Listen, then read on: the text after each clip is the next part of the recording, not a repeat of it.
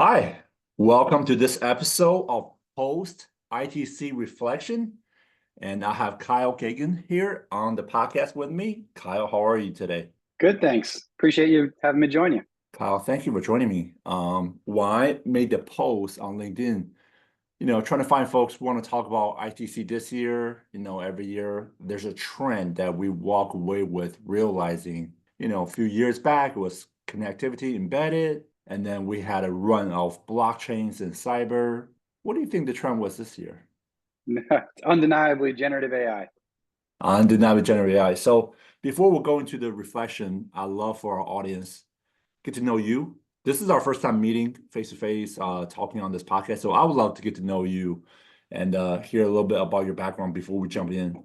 Yeah, so I grew up in New York, was born in the city, but grew up in the suburbs of Long Island. My grandfather started an insurance agency there in 1957. Father, two uncles worked there. I got my first job filing surplus lines taxes at 12.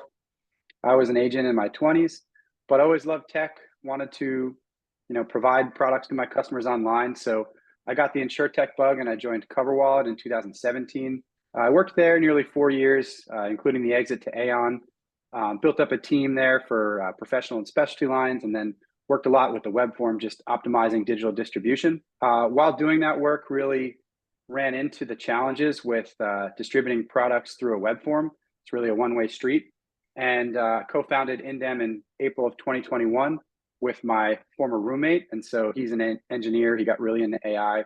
One night in 2020, he had to listen to me complain about all the ways web forms are terrible.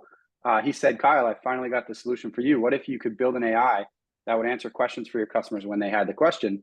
And check out this thing I've got developer access to. It's called GPT-3. And so that was really the seed for our business. And it's been pretty cool. I was excited when you asked me to join because in 2021, when I said, hey, chatbots are the future, there's this new technology called generative AI, everybody said, I hate chatbots, they don't work. And the same thing was true for most of 2022.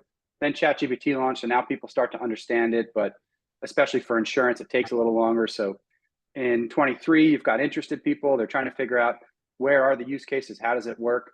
And now 24, really everybody's done some homework. They're excited about it. Most people see the paradigm shift.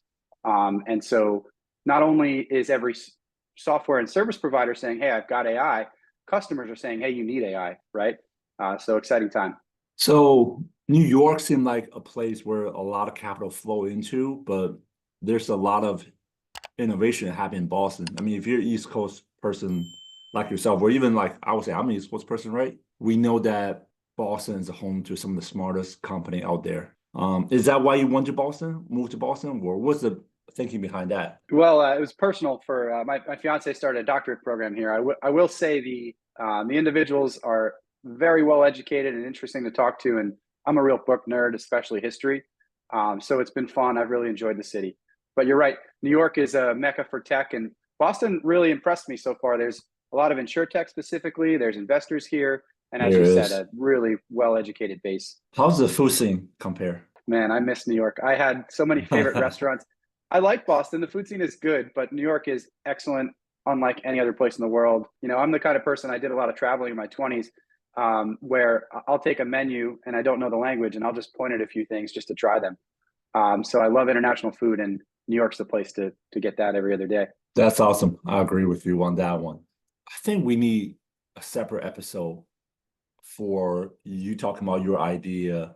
You're a new startup, the pre-seed round, and I have a I have a show called Founder's Journey, where we Mm-hmm. take people who've been acquired, IPO'd, and go all the way to the other side where people are in seed stage, pre-seed stage, and you guys are in pre-seed stage right now? Yeah, I mean, I'd call it a seed. We've Okay. raised 3 million to date. Okay. So, I'd love to have you on for that separate episode, audience, be on the lookout. Kyle, if you're willing, we'll have you Sure thing. come on and talk about your startup journey. Let's go back into ITC this year. Were you a attendee or were you a vendor? We had a kiosk, so an exhibitor.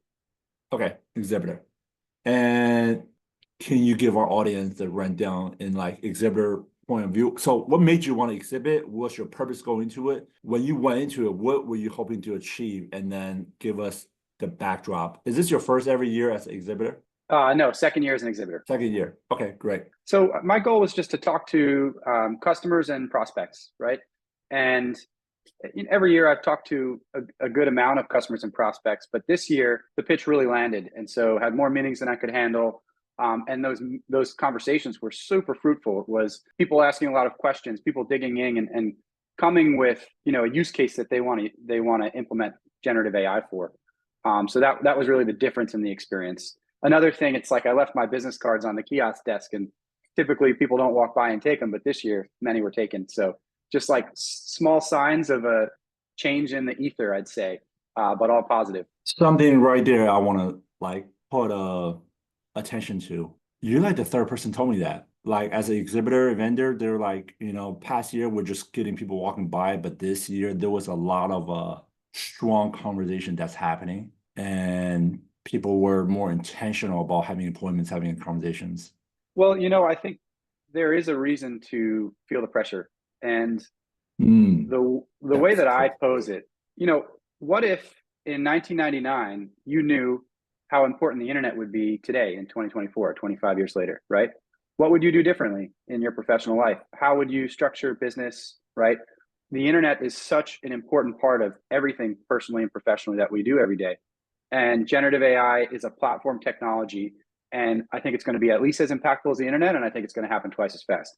I have to digest on that, on why there were so many intentional conversations, because people feel the pressure. I think that was really good take you just had, and now it makes sense. Yeah, so it's, there is of course tons of noise, right? And so it's hard to understand what's real and what's people just waving their hands. But if you're talking to ChatGPT every day, for example, you have to every once in a while feel this, this astounding, like, wow, this thing could answer that question for me. This has this detail. The thing I like the most about it is it's got, every book ever written. And I really like to read old classic books. And so it already knows, because it keeps the memory of our conversations. I ask it to remember different things and keep a book list. It knows the type of books I like. So then I find these really obscure old books. And there's no other way. There's no other technology that would have enabled this before, right? What was the most interesting conversation you had with ChatGPT about your favorite book? Well, I have started talking to it on walks, a voice conversation, because if you're a ChatGPT Plus subscriber, the most recent version of voice is just ideal. Before a couple of weeks ago, and this was released, it was clunky. It didn't know when to be quiet and when to respond. Now it's like having a conversation with a person. I was talking with it about military communications. So, the idea that depending on the century and the type of army, there's always communications between generals and, divisions or, battle plans. And then there's communications of food and weapons and heavy artillery. And so does that go over water? Does it go over train lines? Do you drive it on streets? Right. And so there's a set of things that are important to have effective military communications, and there's a set of strategies to cut them. And so I just had this interesting conversation about the etymology of communications as a military word, and how Julius Caesar used it when he was defending Gaul. It was just super interesting. And the way I got there was I'm reading this book on the history of the French Third Republic. So 1800s, this third democratic government starts, and it was always this kind of, not everybody backs it. It's not like the American democracy where everybody goes, wow, first democracy in the world, in the modern times at least, and everybody in the country believes in it, right? The third democracy of France is like, well, we kind of like it, but we're okay if it crashes, and it crashed at the middle of World War II. And one of the things about military communications for France especially is that there's the Alps that block the southeast part of the country, and the Pyrenees that block the southwest part of the country, and north and south have seas. And so really the traditional invasion point has always been Belgium, right? And it's because it's this flat land, and you can rush a large army through, and you can create that communication strategy behind, and it's hard to break it. And so I didn't realize that it's also where Julius Caesar had to defend Gaul when the Germans invaded him 2,000 years before. So it was interesting in that sense. My flat land is always ideal for invasions. Yes, as long as they're not flooded. Wherever they have borders of flat line, there's borders of conflicts. Exactly. Across the world. Where are you from, Jeff? Virginia, Okay, nice. originally Beijing, China. Okay, So awesome. The capital.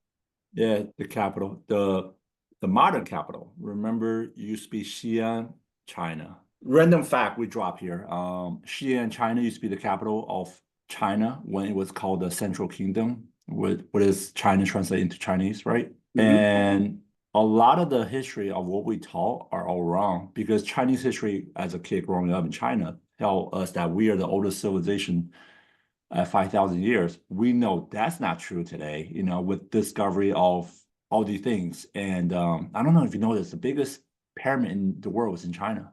It's in I Xi'an, didn't know China. that. If you Google it and just Google biggest pyramid in the world, Xi'an, China. Xi'an spelled Xian. And And where in the country is that? that's the ex-capital of China. And it's modern day it's probably a very big Muslim hub. Like a lot of people don't understand, like China have 56 ethnicity, Yeah, 56 languages, massive Muslim population in different sectors. Um, and it's a heavy Muslim population town, city. It used to be the bridge of opening to China, they call it. They call it the beginning of Silk Road, where China export yes. everything and everything import. It was like the checkpoint, right? And anyways, so what's interesting about that city being the capital outside of import export, big border town, there's like a couple hundred pyramids there. And if you That is ever interesting. if you're if you're familiar with Chinese history, like the terracotta warriors, Hmm. the terracotta warrior tomb is also in Xi'an, China, where like 3,000-4,000, full size tomb. But anyways, Chinese government planted trees around it and dirt to cover up all the pyramids. I'm a history nerd, I'm an Asiantology nerd, and no explanation because they're very secretive. So what's inside of it? Why they covered up? Is it just because it tell a different truth that our civilization is not 5,000 years old? It's like 50,000, whatever, 28,000 years old. Who was there? Who was there before us? It makes you ask a lot of questions, right? And why was there? Nobody answered the question. Why are there so many similar pyramids around the world, everywhere? And if you look at Göbekli Tepe in Greece, what's the first thing after discovery they did? They planted a tree around it, put dirt around it, stopped the excavation. Interesting. Yeah. Anyways, let's Huh. get back to ITC because this is a deep rabbit hole. I'm literally about to take us on. So now that I think I'm getting better understanding why so many vendors said there was so much intentional conversation, great appointments. I want to bring you a quote that one of my vendor I interviewed said. I need to go back and look at the interviews because I've done a lot of them. He said that with AI, the speed of AI, potentially 80 to 90% of these companies will not be here 10 years from now. It literally is a That's free for all. well, that's interesting. I wouldn't go that far. I think it's possible, but unlikely. I think if you look at platform technologies, electricity is one of the more basic ones that transformed our world. It does take away legacy technologies like, or what's an easier way? Vehicles, right? Mhm. So many people don't know that one of the first successes with motorized vehicles was a steam-based vehicle, the Stanley Steamer, actually here in the Northeast. And one of the reasons it was able to succeed is because in a world where horses and carriages are everywhere, all the town municipalities and cities would have huge water troughs on the outsides of their towns to make sure that the horses are hydrated. But it also works for a steam engine. Every time you get to the edge of town, you can refill your water for the steam. The combustion vehicle was likely to lose to battery powered vehicles if they were able to figure out a stronger battery, but there was pretty good traction for battery powered vehicles in cities, New York especially. And so combustion vehicles were the third rendition. Like those got to thousands of manufacturers first. And then one of the ways that the combustion vehicle won was by being interchangeable between gasoline and alcohol. And it's because a farmer, way out in the boondocks of the Midwest, can make his own alcohol, but he doesn't have access to gasoline. And so it was an interesting thing I saw recently that Ford Model Ts were you were able to use alcohol or gas until the 1930s, right?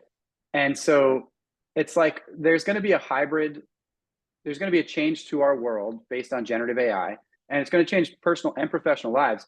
But it's also going to change the way software works. And anybody who sees that it is going to be useful and tries to integrate it into their product, I think is going to keep their customers, is going to stay a good business.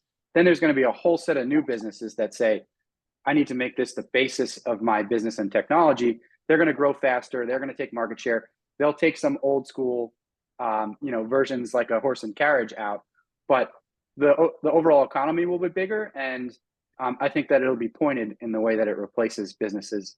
It won't be that, 80% of businesses go out.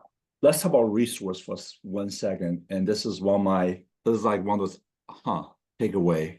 I went by a small booth called CGI. If you walk in the conventions, they're on the left side. Generalization market summary, $26.45 billion. And they have local location near where I live. I live in Northern Virginia, right? They have a campus in Herndon, Virginia. They're up there in Maine, I think. That's another one of their location. Anyway, so I talked to rep and I was like, what's your company going to look like? He was like, we're allocating a lot of resource to AI. I said, okay, how much revenue you guys get from insurance? They're like, oh, 30% of our revenue from insurance. And keep in mind, I had no idea. Like, I didn't Google them while I'm doing an interview with them. And then he said to me, we are allocating $1 billion in R&D for AI in the next 3 years. And that struck with me. And I'm just walking around the booth, right? Like walking around everywhere. And then I was just like, man, how many legacy insurance brokers or insured carriers understand what's coming, are investing this kind of money? Yeah, that's a good point. And the big ones are, right? And so not all of them. And I think there's a group of middle-sized insurance brokers and carriers that they don't have a technology first footprint, and it's not the first thing they think of for investing. And all of them at the executive level are, well, should I invest in this? Is this different? And I think maybe just a small minority of them will say yes now, but every year it's a larger group and they get tools that they can use as well. So they don't have to be amazing inside of their company if they're willing to partner. I think it's another piece of the puzzle. So it's like, I don't expect a regional carrier or a specialty insurer to go out of business because of Gen AI, but I do expect the next dominant market share player in any market that you play is going to be at a minimum fully Gen AI enabled. And I think that, the InsurTech insurers that go Gen AI first are going to also lead. Yeah. What else were your takeaways? Any special, well, I gotta stop using the word special. Any vendor that just blew you away? You're like, wow, that's really cool. Or like anybody you met that was really interesting? Well, I had a lot of fun talking to specialty insurers. I always love the kind of niche products, the unique markets. So, was learning about a couple of new products that I enjoyed. I didn't spend a lot of time with vendors or even in like the talks. It's funny, I always want to go to them, but I miss them. So I wanted to see Adrian Jones's talk, but I ended up in a bunch of customer conversations and missed it. I confess I didn't go to one talk the whole time. Did you? I confess too, now that you made me confess. It's all about meeting people. Just, for the audience, right? Like, unless you go to an ITC event, you don't understand the size and scale. And I feel like there's so many kiosks, exhibit, vendors, booths I miss. Anytime you stop having a conversation at a booth, if that conversation is going on 20, 30 minutes, like 5% of your day is gone, right? If you're at a convention for 8 hours, and most people cannot do straight 8 hours at a convention. I see people lasting usually 4 to 6. And I was there for 3 days, and there was just still so much I missed. And sometimes you have a conversation with somebody, and then you went back the next day to keep that conversation going because something else came up to your head. It's really hard to get it all in and to hear the speakers, especially they're on the other side of the world. I feel Yeah, like. it's basically 10 minutes to walk from one spot to any other. Yeah. Anything you think they could have done better if they're What could they listening? have done better? I heard one common theme. I'll share with you after I hear your reply. Well, they didn't have enough breakfast and coffee. That ran out a couple of times. That was a common theme. They're like, the food sucks here. We hate staying at MGM hotels. Everything. I'm okay with the MGM. I booked a little later, so I was in the Luxor, and that just there are parts of Las Vegas that are just clearly depressing, and this decrepit toy casino built like an Egyptian pyramid is one of those things. So it's okay. For me, it's like a vehicle for getting to the conference, and it's a bedroom, so that's fine. But what could they have done better? Maybe more collaboration, like between attendees in some kind of way. Like I know there's the recommended people function on the app, but that never really is that helpful for me. Maybe more matchmaking, but I really like the conference. I think if they didn't do anything but just allow us to communicate on some kind of app and gave us tables that automatically generated, I'd still be very happy going every year. Thinking, come back to that one. What's some of the feedback you've heard? The most common one, since this is a question I asked some people at the event, they just said amenities. Like they wish there was more coffee areas because the event is so big, you have to literally leave your path that you're walking towards if you want to go grab a drink, a water, a coffee, right? If they had set out more regional, like every little region should have like a little coffee water I area. agree. Yeah. There was this one booth had Gatorade, cold Gatorade on tap. And I was like, there's no better booth. Like, I don't care about the beer garden. We're in Yeah, that's Vegas. awesome. People hung over here. Like, we are in need of electrolyte. So, Yeah, I didn't find that one. Now I'm disappointed. oh man, like when I was holding it, walking around, everyone was like, where'd you get that from? I didn't We're do it, like a but I bunch of saw the zombies need hand. to wake up. Yeah, There was yeah. like a hand serving champagne out of a wall. That was interesting. Like, can you get like electrolyte shots? I've seen that before in conferences where they sit you on a bed and they just hydrate you up. Well, I'm just talking about little drink shots, like, Yeah, for people to like lay out at their booth. I think if you have a booth that have electrolyte shots, like little basically mini version of Gatorade, and that would be really popular. I like it. It's always like, well, is there any swag that somebody will want, right? Because all the easy ideas are useless and done before. Socks. I have so many pair of socks. Yeah. I don't have to go shopping for socks no more. I got ePay socks. I got American Express socks. Shout out to ePay. Amazing socks. Very Nice. comfortable. They got to be high quality. If they're not, then it's frustrating. It's like you throw them right away. Yeah. What do you think about the broker event they put up this year? Like there was 400 attendees for the broker event, agents and brokers. I like it. I love to see it. I was born a broker basically, and I'll never not be one. And I didn't go in, so I confess I looked from the outside, and I spoke with Ryan that day that he hosted the first day, and he's awesome. He really kept me in the business. There's a lot of ways, and we can talk about this in the founder podcast, that small insurance agencies are one of the businesses I would guess are not going to find the future unless they really transform, right? And it's because they always are laggards with technology development, and also the average age of a broker in America is over 50 now. So those types were not the brokers that go to ITC. And so I think it's awesome and invigorating to know ITC now has a big contingent of agents and service providers for agents, and is pushing that forward because there's no doubt that agents have a big role to play in the future. Really depends on the product and the way they go about it. I think it'll be more, niche and specialty agents and those that are preparing a value proposition for the future that will win. But those are the ones that go to ITC. I went to tell Bill, I was like, you guys hit it pretty hard the first year with broker. But the thing is, the ceiling is so much higher. Like it's incredible. I think if this event they had like 9 to or 10,000, whatever the number is, I think they can give come back with 12 or 13,000 if they just put their foot down on the brokers and life and health side. Yes, I agree. It's crazy. Like a lot of my broker friends and community I build are all on my Facebook side. And then a lot of the insurance and InsurTech side with corporate and vendor relationship of community are all on my LinkedIn side. Yes. So I see people I'm like always follow on Facebook and we're like, hey, what's up? You know, I'm like, let's take a selfie. I'm like, where we posted the selfie at? Facebook side or LinkedIn side? I was like, you know what, let's just post it. Are you thinking about coming back next year as a vendor?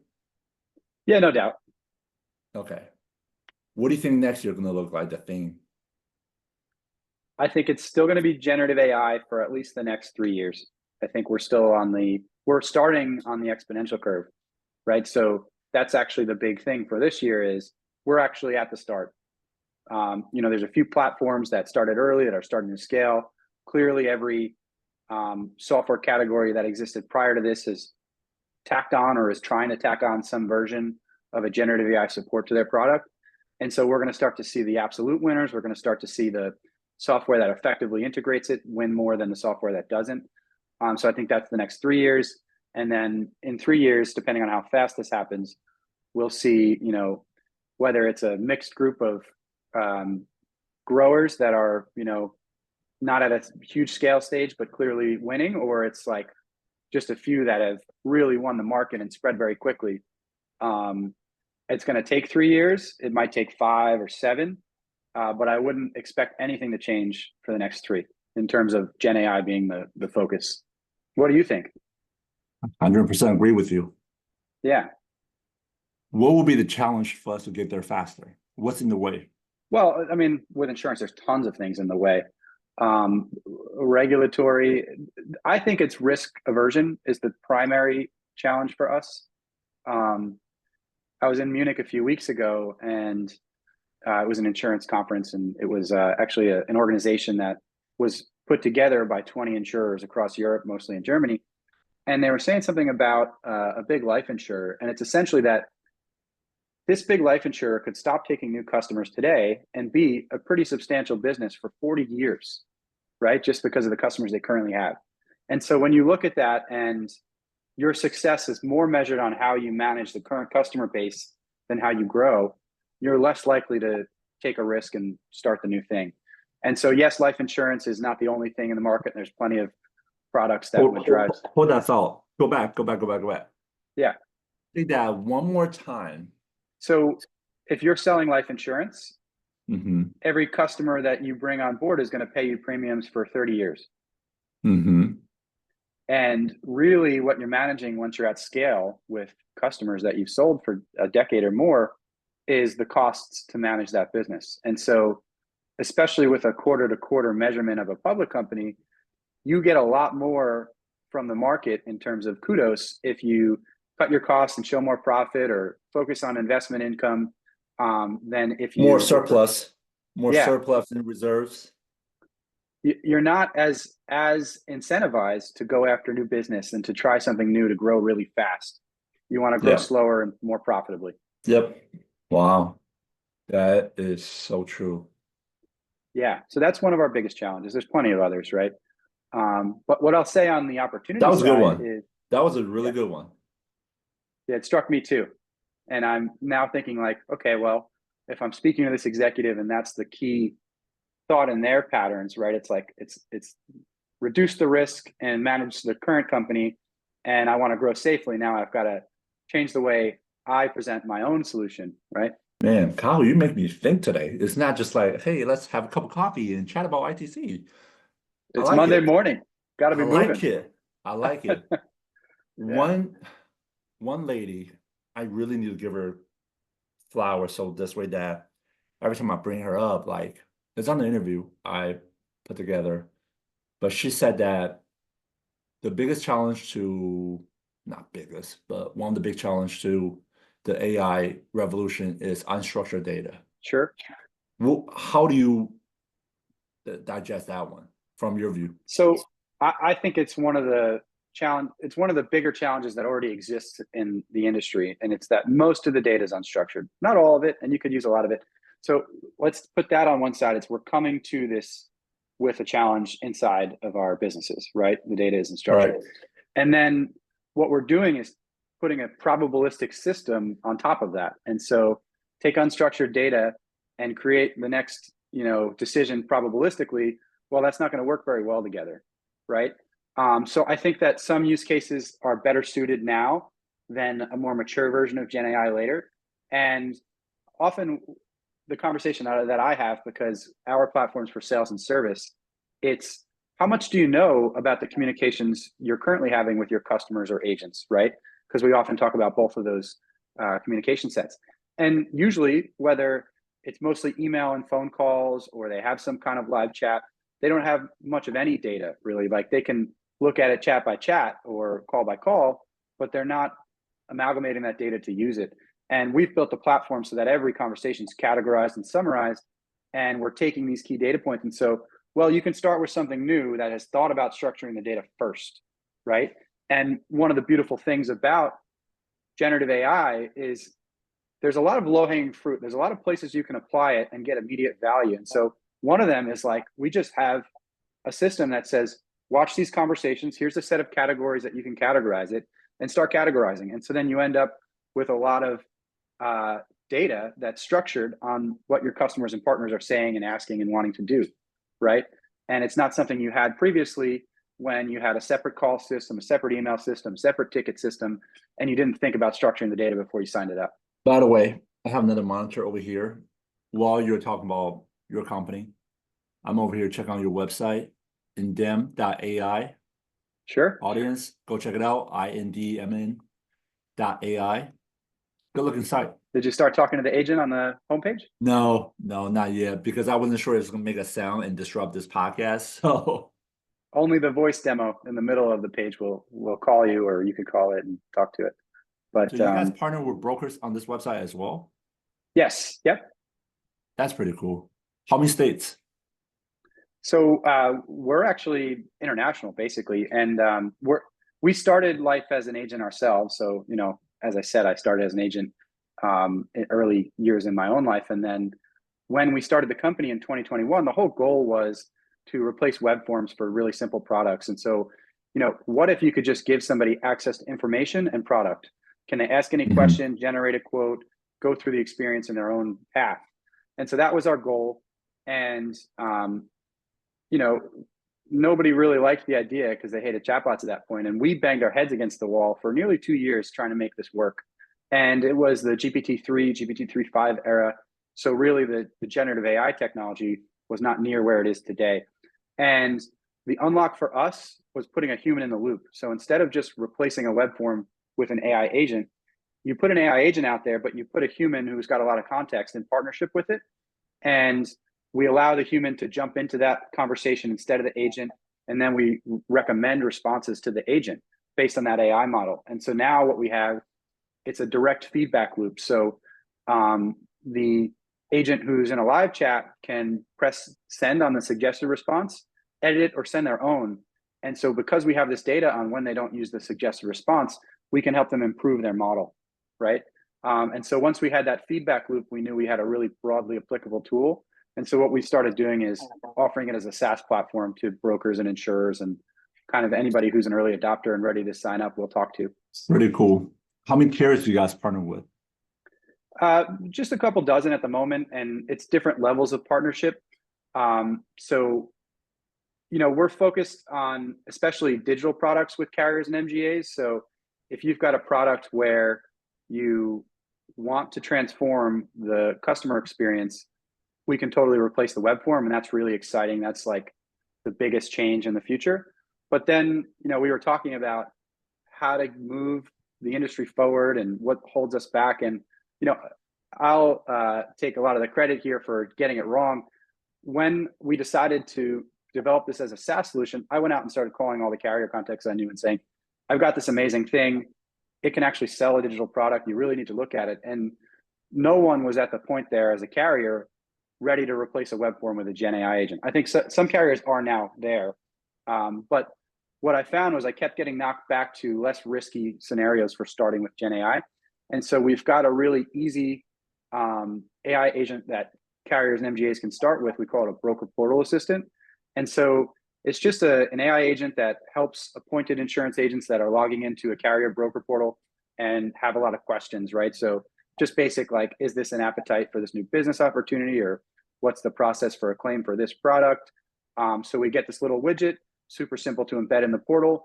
And now agents don't have to fumble through all the documents in different places for a simple question. They just pop the agent open, ask a question, and get an answer. So that's been much quicker adoption than the full digital distribution solution. What is on the roadmap for you guys for 2025? So we're trying to make it so that we can have any partner sign up and work with us. We built this, we call this Copilot. That's the sales and service system that has an AI agent on the front end and service team members that can jump into a live chat with AI support on the back end. So that's our Copilot. And we only started taking subscriptions at the beginning of the year. And what we did at that point was understand the customer's need and actually build the AI agent and deliver it to them, right? And what we've been building is an AI studio so that we can just give them a set of pre-built AI agents and an ability to create a custom AI agent, and so that they've got the whole set of solutions for themselves. And so we're at a point now where the AI studio is working, but mostly it's our team members helping our customers build inside that environment. And what we're trying to get to is a full product-led growth experience where anybody can sign up, they understand it, they build their own AI agents, connect them together, and it's their system. Pretty cool. Yeah, it's exciting times. Looking forward to our next episode where we deep dive into it. Me too. Any other events you're going to this coming year? Well, the InsurTech New York guys are hosting a few events in November, so I'm definitely going there. I'll be at the InsurTech New York event in, I think it's March or April, and then InsurTech Insights in June in New York. I'll probably go to a few others, but nothing I have scheduled at the moment. How about you? Yeah, I'll be at every single one of those events. And shout out to Stacy, Tony Liu, and David Gritz. I mean, those guys throw great events. They do. It's different. I don't know how to, like, ITC is like this grand show. But InsurTech New York, it's like a little family, if I don't know Yes. if that's the right word, right? If you feel the same way, but a lot of people, same mission, we're trying to do the same things. I think David and Tony are the hardest working guys in InsurTech. Knowing what I know on my last podcast with David, he's up there. I know a lot of hardworking people, but David is definitely up there. I haven't had Tony on the podcast. Him and I, we haven't chatted much, but definitely, from what I experienced with David, the guy got a lot of things going on. Yes, he does. Super impressed with both those guys and the organization they built. They've also got Roy and Aaron and a few other people that are helping them out. And, they get it, right? So they're trying to help MGAs, which is really a great mission and machine for new product growth. And for me, I feel like those are the two ways to really transform insurance. One is people need access to information and current products, like product configuration. Is this right for me? What are my options? Mm-hmm. So that we need to transform, and that's where Gen AI excites me. But the other place is new products, right? Can we offer new versions of risk transfer? Can we change the way the current products work? And they've done a lot of work with MGAs there, and I think that's an important part of the future. MGA is definitely a big part of the future, especially how carrier readjust their risk appetite. It seems like everybody want to fight for the same thing. 2-car home in Columbus, Ohio, in Northern Virginia, and everyone's like running away from the coast. Man, that coastal experience is crazy right now. Yeah, I don't know what the solution for Florida is. Or even smaller states. I think it's even worse, right? Like Louisiana, South Carolina. It's true, and it's the river-based flooding that is catastrophic, right? And we've been experiencing that for decades now across the country, and it's getting worse with the more unpredictable weather. But what I'll say is you can spread that risk across the country, and as we're seeing, the homeowners' premiums will go up and some people will be devastated, but you can keep a private insurance market and raise prices. In Florida, it's like, I don't see any viable way to have a private insurance market for homeowners. So I Googled this when Hurricane Helene hit, and everybody in Eastern Tennessee and Western North Carolina never ever thought in their lifetime, whether in their grandparents' lifetime, they experienced this. Yep.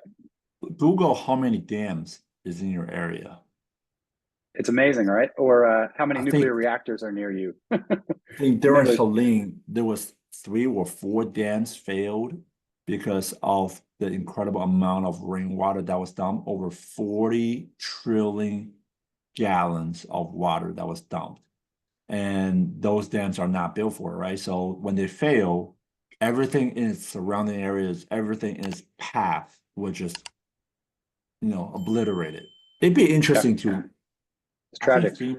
FEMA should figure out a way to say, hey, you're in the path of a dam failure and you are required to get flood insurance. That's a good point.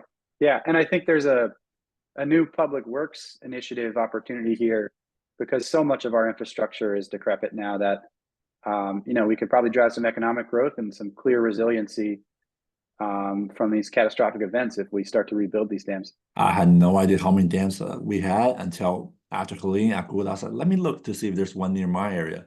And I went and Googled, I was like, holy cow. Yeah, it is incredible, and it's like an unsung hero for electricity generation, right? Because it's Yeah, why they were built, and they're everywhere, and nobody really realizes it. yeah.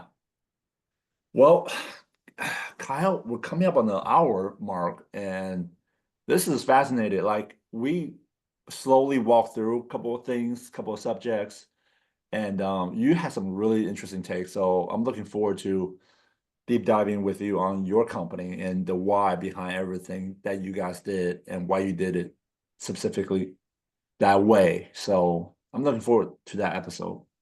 Yeah, me too. I'm surprised we haven't had a conversation before. This was awesome. Sometimes I'm quiet and I go a period of quiet observing, and I was like, you know what, let me do this. So, anyways, Kyle, Glad you thank did. you for coming on, and looking forward to have you on the Founders Journey episode. Me too. Talk soon. Thanks a lot, Jeff.